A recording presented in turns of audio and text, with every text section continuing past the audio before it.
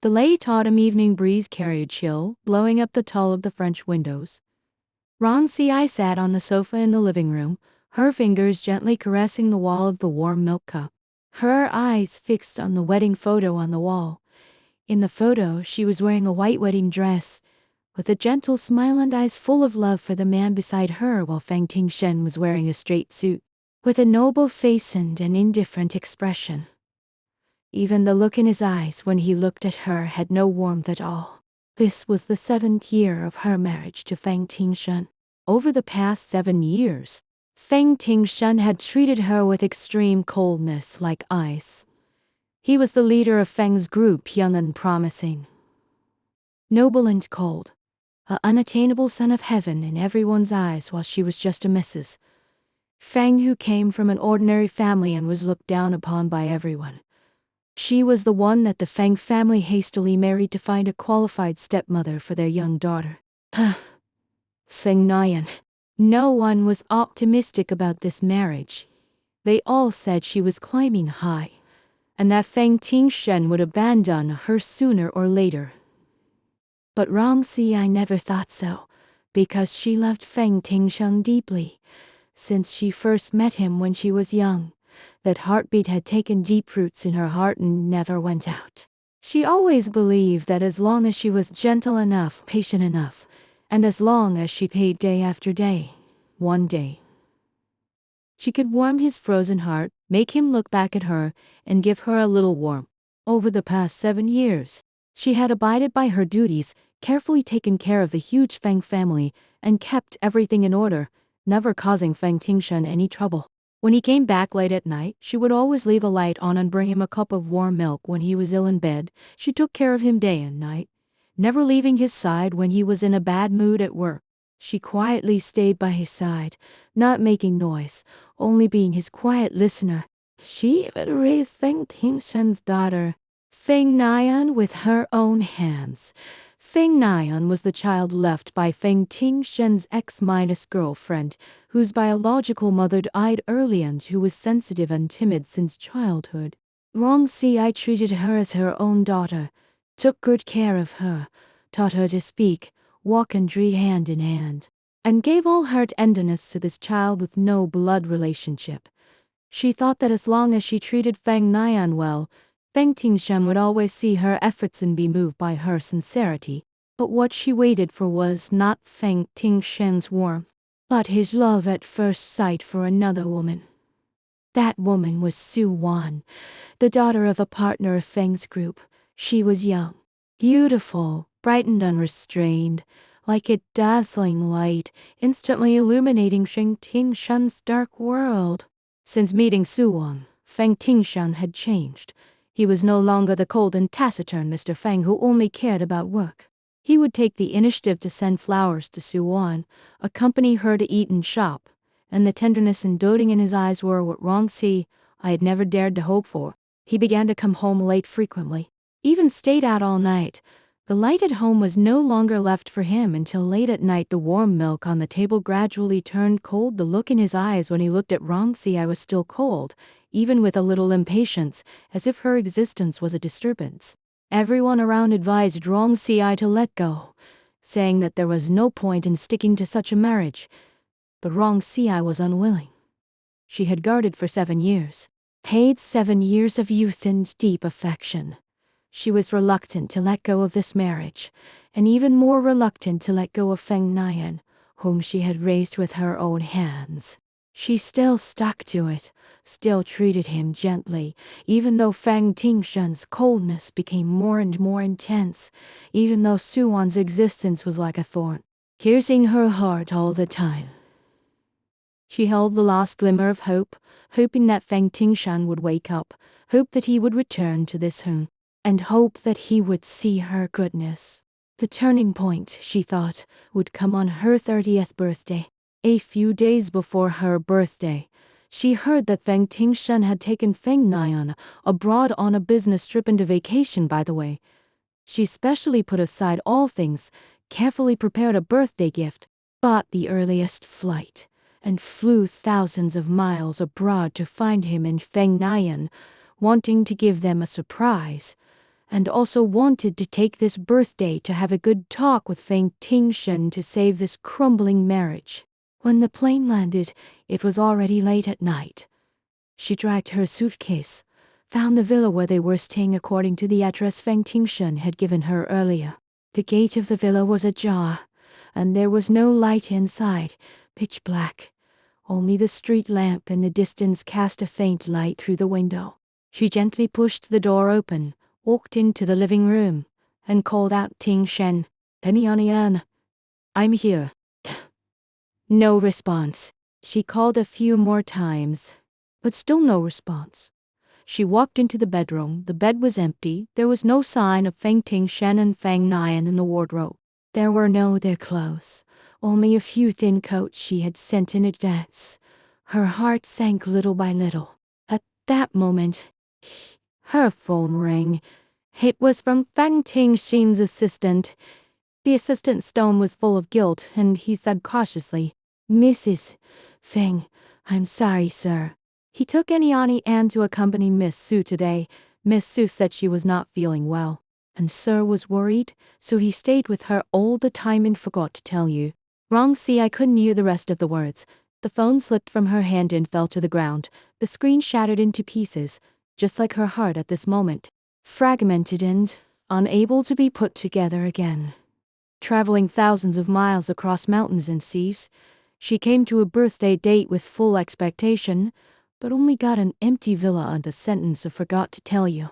On her 30th birthday, there was no cake, no blessings, no company from her lover, no coquetry from her daughter. Only she was left alone, staying in an empty room, enduring the piercing cold and despair in a foreign country. At that moment, all Rong Xi's persistence and expectation, all her deep affection and tenderness completely collapsed. She finally gave up completely, and finally understood that some people's hearts are born of ice. No matter how much effort you put in, no matter how gentle and patient you are, you can never warm them. Her 7 years of youth, 7 years of dedication, 7 years of deep affection were ultimately just a one-sided joke. She stayed in the villa for 3 days, and Feng Tingshen and Feng Nian never appeared. During these 3 days, she did not cry or make trouble, but was extremely calm.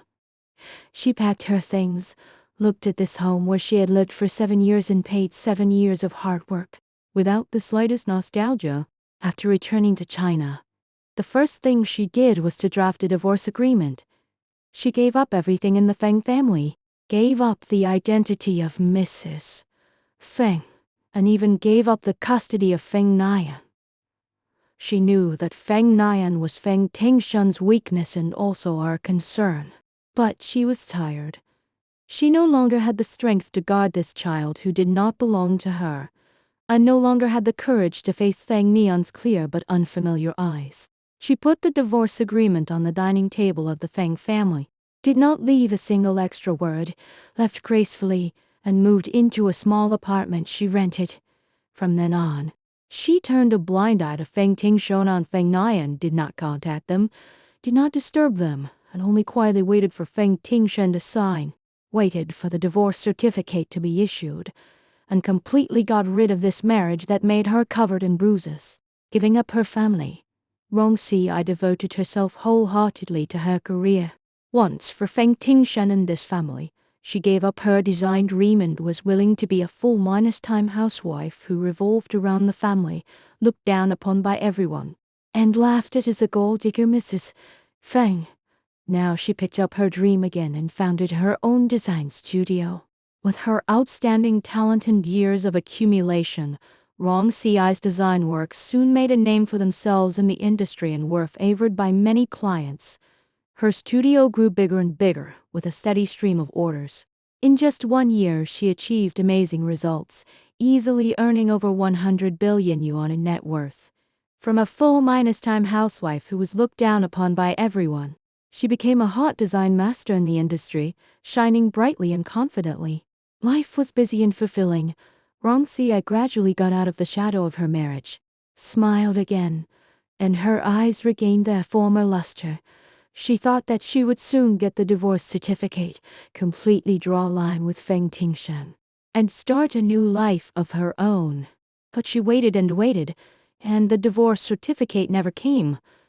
What surprised her even more was that the man who used to never go home and treated her like ice came home more and more frequently. He would leave work early to go home, clumsily cook for her, even if it was a mess. He was happy to do it. He would wait for her quietly downstairs when she worked overtime late.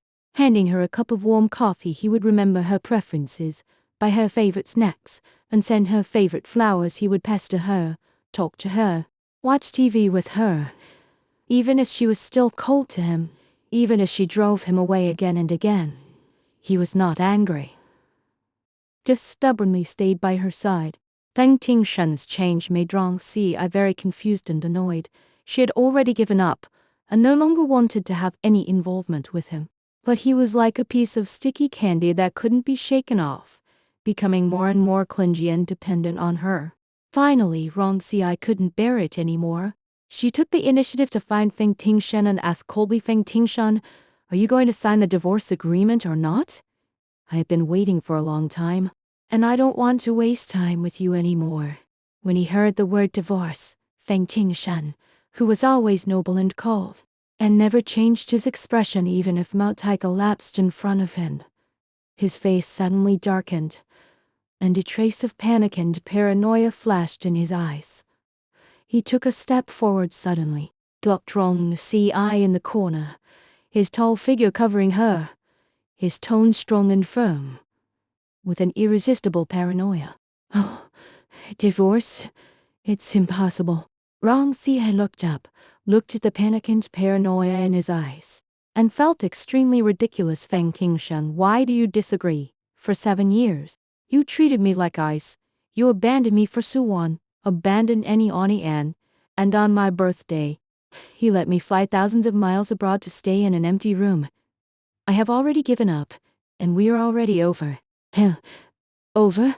Feng Tingshen's voice was hoarse, his eyes were bloodshot, and his tone was full of a trace of imperceptible regret and pleading. Rong Si, I know I was wrong, I really know I was wrong. I was too stupid and blind before. I didn't see your goodness. Didn't cherish you, didn't cherish our family. Give me another chance, okay? I will never be cold to you again, never accompany Suwon again. I will accompany you well, accompany Oni and well. Let's start over, okay? Rong Si looked at the regret in his eyes and felt no waves in her heart.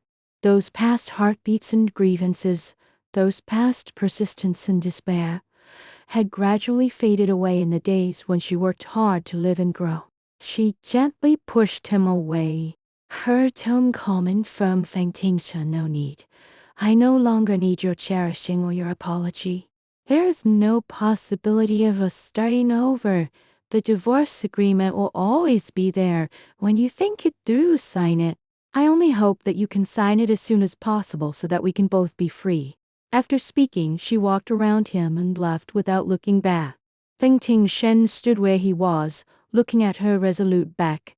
His heart felt as if it was tightly held by an invisible hand, so painful that he could hardly breathe. He finally understood that what he lost was not only a gentle and sensible wife, but also the Rong Si who once had her whole heart on him and was willing to give up everything for him. He thought that he could always have her tenderness and dedication, that she would always wait for him, that she would never leave. But he never thought that when she completely gave up and turned to leave, he would wake up and realize how much he loved her and how much he couldn't live without her. But there is no regret medicine in the world. Rong Si's resoluteness is like a gap that completely separates them. All he can do is silently stay by her side, use the rest of his life to make up for it little by little, to recover little by little, even if the hope is slim, even if she will never forgive him.